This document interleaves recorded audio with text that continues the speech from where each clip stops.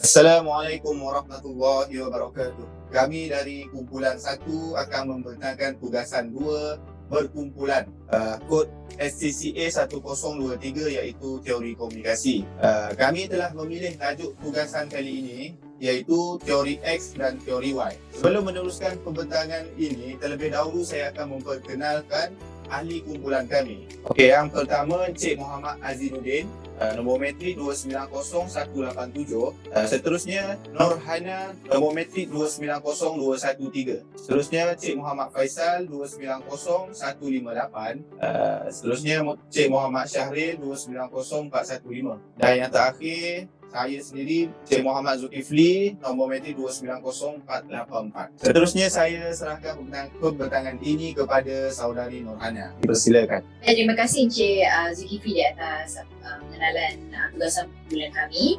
Jadi bagi pengenalan teori, saya akan lebih lanjut mengenai definisi teori komunikasi. Jadi komunikasi merupakan satu proses di mana manusia menghantar dan menerima mesej.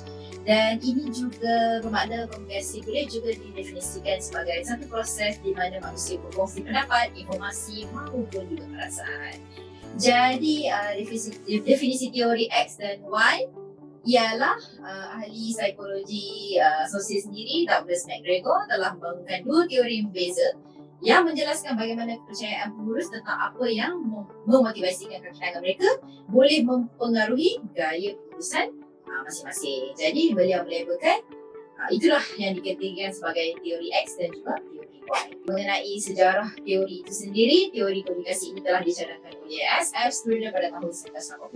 Ia juga mengatakan bahawa semua makhluk yang hidup di planet ini berkomunikasi walaupun dengan cara komunikasi yang berbeza. Teori komunikasi universal mengatakan bahawa semua makhluk hidup sama ada tumbuhan, haiwan, manusia berkomunikasi melalui bunyi, pertuturan, perubahan yang dapat dilihat. Menurut sudut pandangan psikologi pula, komunikasi bukan sekadar adalah maklumat daripada pengirim kepada penerima, tetapi sebenarnya fikiran, perasaan pengirim yang cuba dikongsikan dengan penerima. Jadi komunikasi juga proses pemindahan maklumat daripada pengirim kepada penerima di mana penerima menyahut maklumat dan juga bertindak sewajarnya. Teori komunikasi juga mencadangkan bahawa untuk terus hidup, setiap makhluk yang hidup perlu berkomunikasi dengan orang lain dan juga sesama mereka. Komunikasi ini juga merupakan satu keperluan untuk terus hidup. Terusnya, saya serahkan sesi ini kepada Encik Syahril untuk menerangkan lebih lanjut mengenai konsep dan juga boleh ubah teori X dan Y. Terima kasih kepada Puan Hana di atas pembentangan tadi. Saya akan menerangkan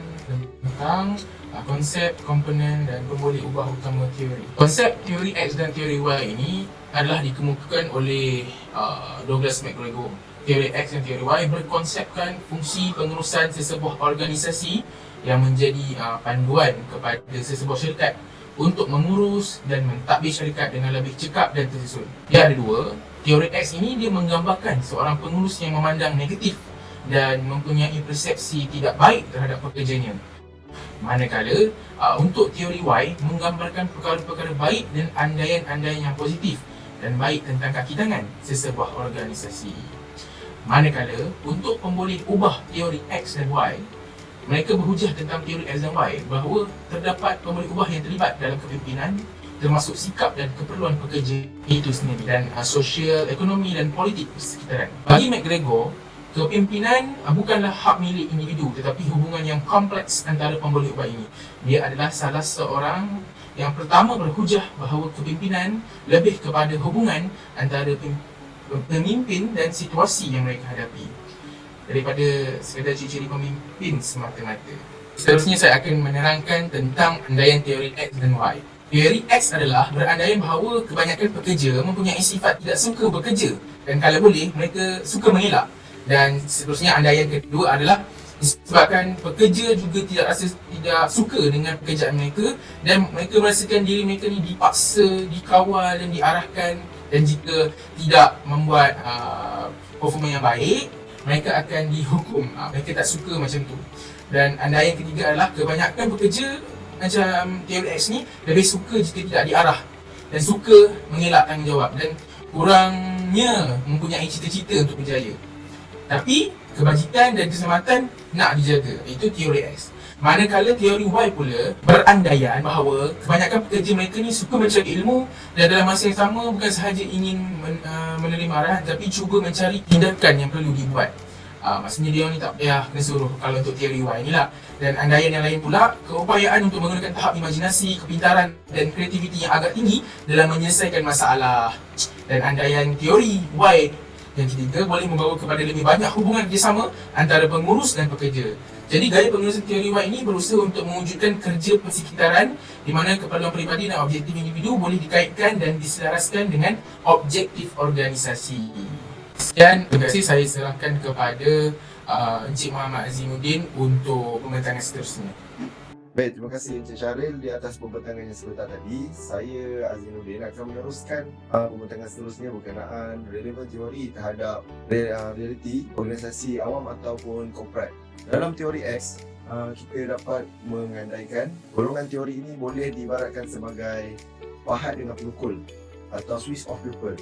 Golongan pekerja ini akan hanya melaksanakan tugas dengan berkesan sekiranya pemantauan secara kerap dilakukan oleh penyedia atau pengurus. Seterusnya mereka ini lebih suka bersembang atau melakukan kerja-kerja mereka sendiri di tempat kerja. Alternatif yang boleh diambil oleh penyedia boleh memberi lebih banyak kebebasan ataupun ruang untuk golongan ini melaksanakan tugasnya tanpa dipantau. Tetapi risikonya ialah tugasan atau output mungkin akan terjejas. Seterusnya berkenaan relevan teori Y. Dalam teori Y, pekerja dilihat sebagai individu yang benar-benar ingin bekerja. Pekerja suka akan kerja mereka dan lebih kreatif dan inovatif. Pengurus atau penyedia berinteraksi dengan pekerja mereka pada tahap yang lebih close, peribadi, berapat atau tidak perlu pemantauan, sekaligus menyerahkan kepada pekerja untuk bertanggungjawab atas tugasan-tugasannya. Pekerja merasakan tanggungjawab bukan hierarki, tetapi setiap pekerja bertanggungjawab sepenuhnya untuk kerja dan pencapaian mereka.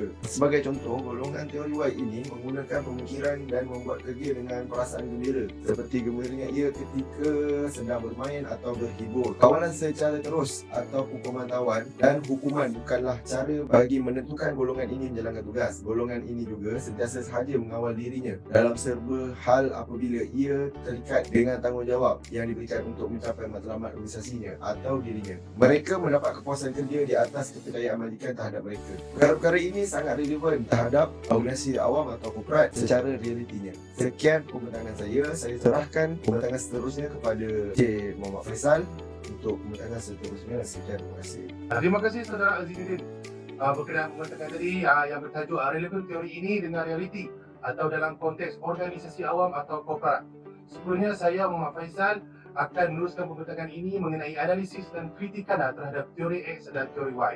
Teori yang diilhamkan oleh Douglas MacGregor telah dikritik dari pelbagai sudut budaya oleh kerana mungkin salah satu teori beliau sangat dipengaruhi oleh rakannya iaitu Abraham Maslow dan kerjanya mengenai motivasi. Malah beliau menggunakan hierarki keperluan Maslow dalam kertas kerjanya pada tahun 1957 untuk menunjukkan mengapa teori X bukan satu penyelesaian yang baik untuk menguruskan individu dan sesebuah organisasi. Amalan yang digunakan oleh sesebuah organisasi yang dianggap berdasarkan teori Y juga boleh memberi kesan negatif kepada para pekerja. Sebagai contoh, perluasan skop kerja dalam sesebuah organisasi akan memberi kesan kepada pekerja berikutan pihak pengurusan mengalami tekanan disebabkan terdapat peningkatan kos operasi pada setiap tahun. Secara tidak langsung, persekitaran bagi organisasi tersebut menjadi tidak harmoni kerana pengurus masih membuat kesilapan dengan memberi lebih penekanan kepada produktiviti daripada kesejahteraan pekerja mereka. Justru kami berpendapat bahawa dasar seperti penilaian prestasi dan pengurusan objektif hanya boleh berkembang maju dengan pesatnya jika keadaannya betul. Idea mesti meresap ke seluruh organisasi, bukan hanya sebahagian daripada organisasi tersebut. Seterusnya saya menyerahkan pembentangan yang seterusnya kepada Saudara Zulkifli berkenaan kesimpulan teori X dan teori Y. Terima kasih dan Assalamualaikum. Terima kasih Saudara Muhammad Faisal bin Sabri di atas pembentangan yang tadi. Seterusnya untuk kesimpulan, saya akan buat pembentangan kesimpulan di mana secara kesimpulannya teori X dan teori Y adalah teori motivasi dan pengurusan manusia. Teori ini menerangkan perbezaan dua model motivasi tenaga kerja yang diterapkan oleh pengurus dalam pengurusan sumber manusia, tingkah laku organisasi, komunikasi organisasi dan pembangunan organisasi. Dengan meneliti kerja MacGregor, ia menjadi jelas teori Y akan menjadi yang paling sesuai untuk pengurus abad ke-21. Kejayaan organisasi semasa akan sangat bergantung pada cara mereka melayan tenaga kerja mereka. Dengan berakhirnya kesimpulan yang saya bentangkan tadi, maka berakhirlah pembentangan tugasan kami pada kali ini. Sekian sahaja daripada kami. Assalamualaikum warahmatullahi wabarakatuh.